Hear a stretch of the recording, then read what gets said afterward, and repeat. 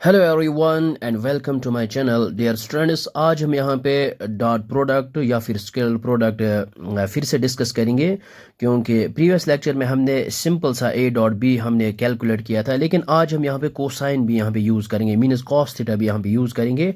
सो सबसे पहले इसकी डेफिनेशन की तरफ आते हैं। सो ये है इसकी डेफिनेशन। हमने क्या लिखा है, द स्केलर प्रोडक्ट और डॉट प्रोडक्ट, ये है द स्केलर और dot product of two non zero vectors. हमारे पास ये जो वेक्टर्स है ये नॉन जीरो होने चाहिए, denoted by A dot B. ये हम डिनोट करते हैं ए डॉट बी से, इज डिफाइंड एज, और इसको हम डिफाइन करते हैं इस तरह से, means A dot B vector हमारे पास आता है magnitude of A into magnitude of B, और यहाँ पे है मल्टीप्लाई में कॉस थीटा। और लेकिन यहाँ पे क्या है, ये जो थीटा है, theta is the angle between A and B, इसको हम यहाँ पे लिख सकते हैं। सो ये हमने यहाँ पे लिखा है where theta is the angle between A and B. A and B के बिटवीन में जो एंगल है वेक्टर के बीच में, सो वो है थीटा। लेकिन इसका जो है ये जो थीटा है ये लाइज बिटवीन, एक है पाई और ग्रेटर देन जीरो। सो इसका जो इंटरवल है theta lies between greater than zero less or equal to pi.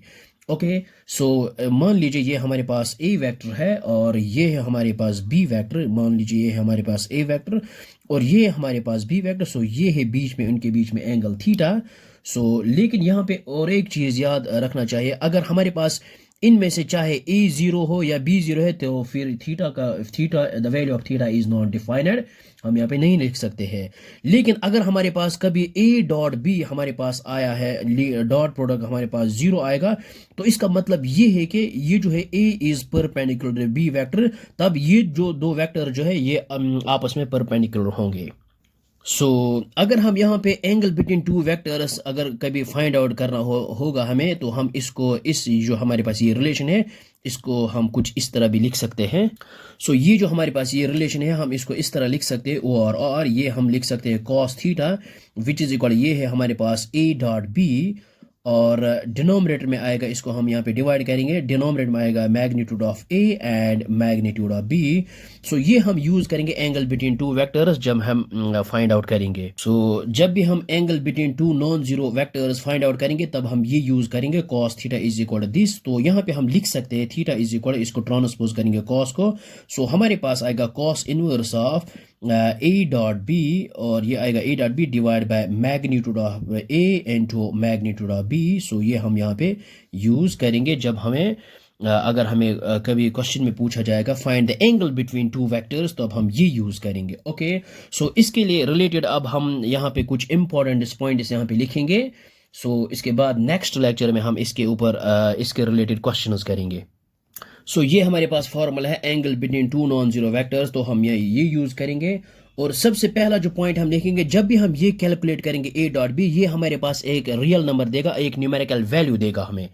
सो ये हमने यहाँ पे लिखा है, जब भी हम कैलकुलेट करेंगे ए डॉट बी, ये हमारे पास देगा एक न्यूमेरिकल वैल्यू, एक मैग्नीट्यूड देगा। सो ये दिस क्वांटिटी इज, ये हमारे पास एक रियल नंबर है, एक जो हमने प्रीवियस लेक्चर में ऑलरेडी डिस्कस किया था, A dot B. Okay, so next point जब हम यहाँ पे लिखेंगे, सो अगर हमारे पास कभी भी ए डॉट बी, अगर हमारे पास टू नॉन जीरो वेक्टर्स हम लेंगे, यानी सबसे पहले हम यहाँ पे लिखेंगे, सो ये हमने यहाँ पे लिखा है if A vector is not equal to zero means non zero vector, B vector is not equal to zero, non zero vector, ये दोनों नॉन जीरो। देन अगर हमारे पास कभी भी ए डॉट बी, सो अगर हमारे पास कभी A dot B equal to zero आएगा, तो इसका मतलब ये है कि ये दोनों वेक्टर जो है ये परपेंडिकुलर टू ईच अदर है। ओके, सो ये तब होंगे perpendicular means 90 angle.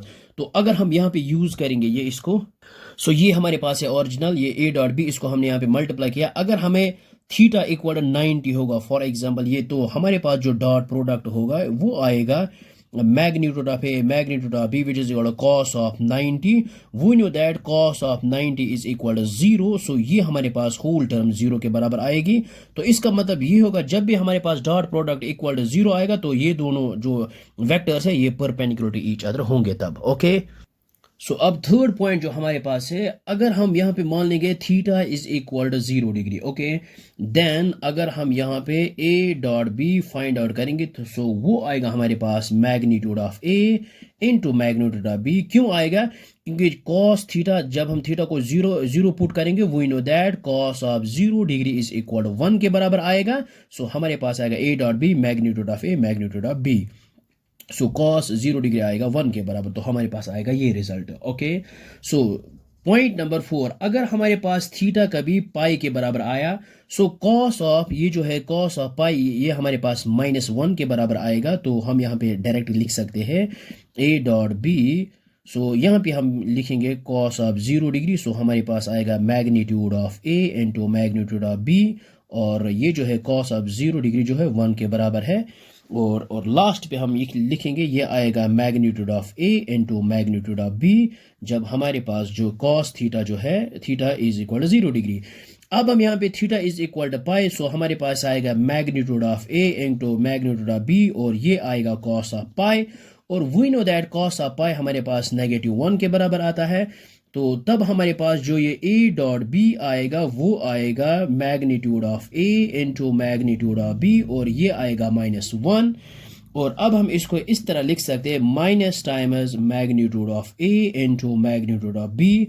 So A dot B तब हमारे पास आएगा negative times magnitude of A and magnitude of B. So ये तब आएगा जब हमारे पास थीटा जो है पाई के बराबर आएगा। ओके, और नेक्स्ट पॉइंट जो है the scalar product is commutative, तो यानी जब हम डॉट प्रोडक्ट या स्केलर प्रोडक्ट करें ये हमारे पास कम्यूटेटिव आता है, यानी A dot B is always equal to यानी is equal to B dot A. Okay, तो ये हम फिर क्वेश्चंस में करेंगे। और नेक्स्ट पॉइंट जो है अगर हम यहाँ पे देखेंगे, और नेक्स्ट पॉइंट है 6th पॉइंट, वो ये है जब हम आई डॉट आई करेंगे, so which is equal to J dot J which is equal to K dot K, so ये हमारे पास आएगा 1 के बराबर। और ये हमारे पास है आई डॉट आई जे डॉट जे के डॉट के यूनिट वेक्टर हमारे पास आएगा ये 1 के बराबर है। ओके, सो ये है dot products of two identical unit vectors, तो वो आता है 1 के बराबर। और नेक्स्ट पॉइंट जो है अगर हम यहाँ पे आई डॉट जे करेंगे तो ये है परपेंडिकुलर, और जे डॉट के करेंगे और विच इज इक्वल के डॉट आई, तो ये हमारे पास आएगा 0 के बराबर। ओके, सो ये 90 और 0 के बराबर आएगा। सो अब नेक्स्ट पॉइंट जो है आप 7th प्रॉपर्टी जो है इसकी, सो ये 7th, if theta is equal to 0, ये ऑलरेडी हमने लिखा है, लेकिन यहाँ पे एक पर्टिकुलर केस करेंगे यहाँ पे, then A dot B equal to magnitude of A magnitude of B. क्यों? क्योंकि जब हम थीटा को 0 डिग्री करेंगे put cos 0 degree equal to 1 के बराबर आएगा, यहाँ पे आएगा 1, सो ये आएगा एज इट इज दिस। सो लेकिन यहाँ पे हम क्या करेंगे, सो अगर हम यहाँ पे बी की जगह ए ही लिखेंगे, यानी हमारे पास आएगा ए डॉट ए, सो हमारे पास आएगा magnitude of A into magnitude of A, so ये हमारे पास आएगा मैग्नीट्यूड ऑफ ए का होल स्क्वायर। सो ये आएगा हमारे पास मैग्नीट्यूड ऑफ ए का whole square as in case the theta is equal to 0। Okay, so I hope कि आपको ये समझ में आया होगा, बहुत ही आसान है ये प्रॉपर्टीज। तो नेक्स्ट लेक्चर में हम इसके ऊपर इसके रिलेटेड क्वेश्चंस करेंगे। So thanks for watching this video.